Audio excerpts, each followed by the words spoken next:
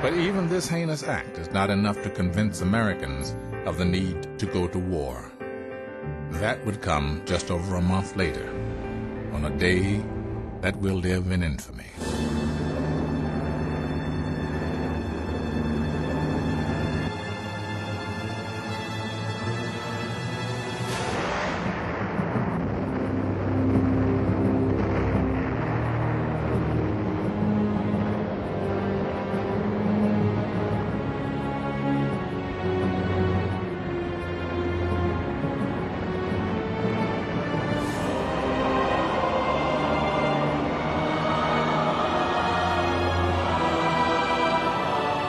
News of the Japanese attack on Pearl Harbor reaches Roosevelt shortly after 2 p.m. The White House is immediately thrown into chaos. We sat there sort of baffled. It was too much to comprehend, partly because everything had been German. That was the Germans who were supposed to attack us, not the Japanese. It was the longest Sunday of Franklin Roosevelt's life.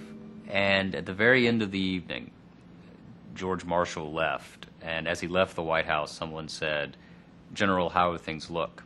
And Marshall said, "I don't know, we're in the fog of war now." And we would be in the fog of war for nearly 5 years.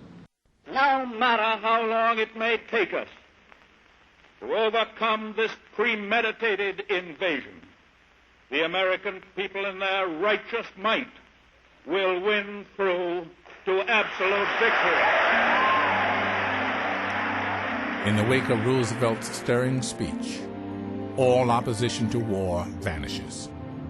Congress officially approves a declaration of war with Japan.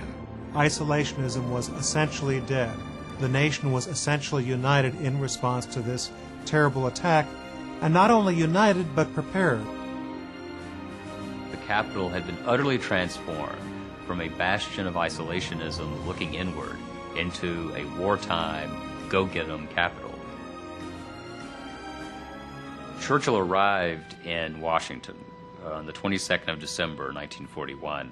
At this moment, when you are entering the war, the proof that with proper weapons and proper organization, we are able to beat the life out of the savage Nazi